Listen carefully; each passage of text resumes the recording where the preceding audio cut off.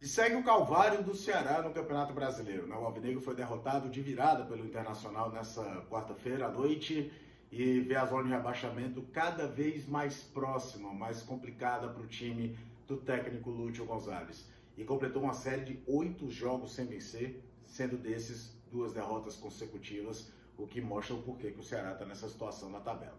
Vamos falar um pouquinho de como é que foi esse 2-1 para o Internacional lá no Beira-Rio.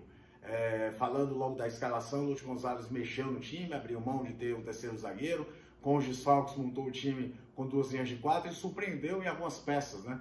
Trouxe o Giovani, trouxe o Rigonato, como eu falei, 2 linhas de 4, Lima do lado direito, Rigonato do lado esquerdo, Sobral e Giovani por dentro, o Vina um pouco mais solto, como um segundo atacante, com o Cleber mais à frente. E ao contrário do que se imaginava, do Ceará o tempo todo se defendendo, o Ceará até vai para o ataque logo no início. Com menos de um minuto tem uma espetada do Giovani para o Cleber, que foi travado, e depois aos 2, passa do Cleber para o Bruno Pacheco. Aliás, até um adendo logo, né?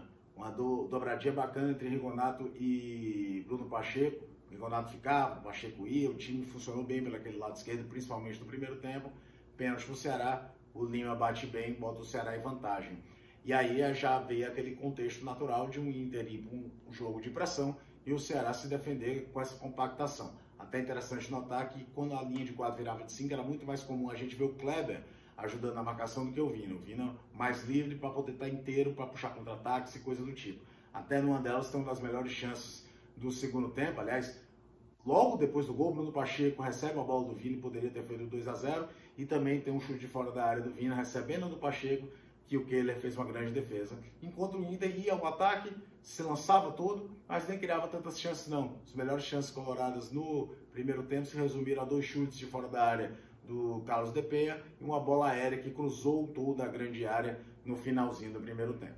Estava no intervalo, o roteiro a gente sabia qual seria. O Inter iria para uma abafa, iria tentar pressionar o Ceará, encaixotar o Ceará no seu campo de defesa, enquanto o Ceará tentaria manter essa ideia de ter uma válvula de escape, de contra-ataque. Aí que vem aqueles pequenos detalhes, né?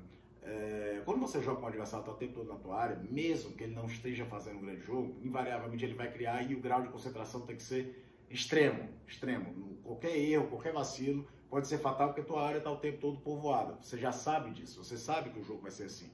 E num cruzamento quase que despretensioso, o Moledo consegue desviar e ninguém na defesa do Ceará acompanha o Edenilson no lance do empate. Com todo mundo se entreolha, eu acho que é o Cleber que tinha que acompanhar, não acompanha, sai o gol do Inter de 1-1. Aí já ia vir uma pressão danada. E acho que o Lúcio demorou um pouquinho para mexer, e quando mexeu não me agradou tanto, mas eu acho que o Giovani, como teve hora extra no jogo, sentiu o ritmo mais físico do segundo tempo. O Rigonato até sai, era natural, não fez 90 minutos ainda para o Ceará. A opção foi pelo Vitor Luiz, para manter ali a dobradinha com o Bruno Pacheco. Mas a verdade é que o Inter acabou vindo mais para o campo. O Ceará até tem uma outra estocada, tem um chute fora da área do Vina, não abria mão de ter o contra-ataque, principalmente no segundo tempo era muito mais o Nino do que o Pacheco, como foi no primeiro tempo. Mas o Inter o tempo todo dentro da área e num lance típico de abafa, a bola bate no braço do Luiz Otávio, pênalti para o Inter. O Alan Patrick faz o gol do 2-1. Não que o Ceará tenha desistido do jogo, o time mostrou uma habilidade, foi para frente, o Lúcio resolveu fazer de novo algumas alterações, meio que na base do desespero, coloca o Zé Roberto, porque o Cleber, aliás, é inacreditável o Cleber estar jogando, né? Porque a lesão era para o Cleber não ter voltado, então era natural que ele fosse ser substituído, coloca o Zé Roberto, tenta um abafo, o Zé Roberto até faz uma jogada interessante pelo lado esquerdo, o Yuri Castilho tentando fazer uma fumaça pelos lados também, tem um chute do Vina, tem uma jogada de bola aérea até que se pediu um toque no braço do jogador do Inter. O time não desistiu, só que isso tudo não serve de consolo para o torcedor do Ceará. Às vezes é até mais fácil você avaliar quando o time joga completamente mal, 80 trilhões de defeitos. Ou não foi o caso de hoje, fez um jogo competitivo contra o Internacional. Mas a situação do Ceará hoje era muito melhor que eu chegasse aqui e falasse para o torcedor de que o Ceará jogou mal, só se defendeu, mas que num contra-ataque aleatório conseguiu marcar o gol. É aquele momento que você não tem mais lastro no campeonato, a zona de rebaixamento está batendo na porta e o que interessa é pontuar e vencer. E como eu falei lá no início do vídeo, já são 8 jogos seguidos do Ceará sem vencer. A questão da confiança bate muito, mesmo se você tirar um recorte de um jogo que o Ceará não foi tão mal.